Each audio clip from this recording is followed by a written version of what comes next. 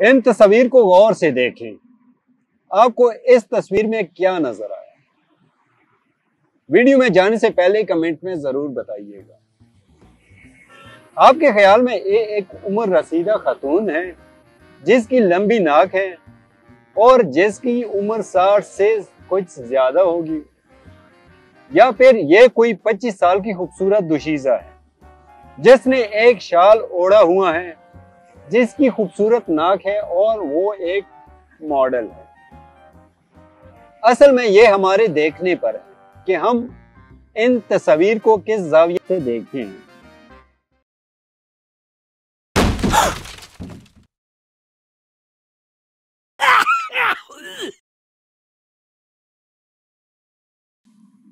اس کو صحیح سے سمجھنے کے لیے ایک واقعہ سے وضاحت کرتے ہیں.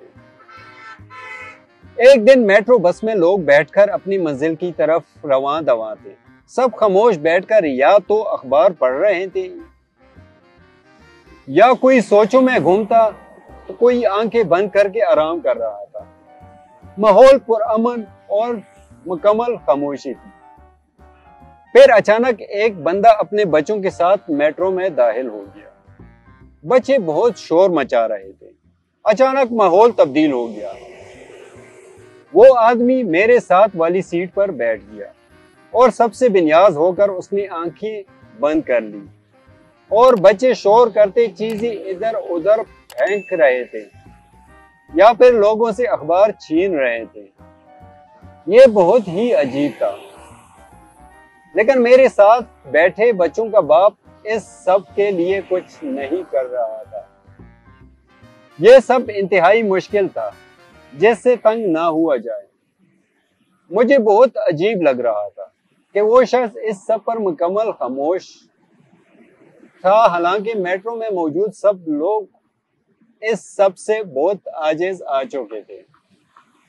آخر تنگ آ کر میں نے بچوں کے باپ سے کہا کہ سر، آپ کے بچے بہت زیادہ شور اور ڈسٹربنس کر رہے ہیں، کیا آپ ان کو کنٹرول نہیں کریں گے؟ آدمی نے آنکھیں کھولی اور میری طرف ہو کر کہا کہ آپ بالکل ٹھیک کہہ رہے ہیں کہ مجھے کچھ کرنا چاہیے تاکہ بچے خاموش ہو جائیں. ہم ابھی ہاسپٹل سے آ رہے ہیں جہاں ان کی ماں گھنٹہ پہلے فوت ہو گئی ہے. مجھے نہیں پتا بچوں کا کیا کروں اور بچے خود بھی یہ نہیں جانتے کہ کیا کریں. آپ یقین کریں کہ اچانک سب کی سوچ تبدیل ہو گئی. جب بچوں بارے سوچ تبدیل ہو گئی تو حالات کو مختلف انداز میں محسوس کیا گیا اور سب کا رویہ بھی تبدیل ہو گیا. کچھ دیر پہلے جو سب بچوں کی شرارتوں سے نالاں تھے وہ سب محبت اور ہمدردی میں تبدیل ہو گیا اور سب اس شخص کا درد محسوس کرنے لگے. ہمدردی کی جذبات ابھرے اور میں نے اس بندے سے تعزیت کی کہ بہت دکھ ہوا آپ کی بیوی کی فوتگی کا سن کر.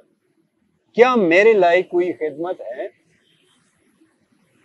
ہمارے ارد گرد ایسے حالات ہوتے رہتے ہیں. اب یہ ہم پر منحصر ہیں کہ ہم وہ سب کس زاویہ سے دیکھتے ہیں.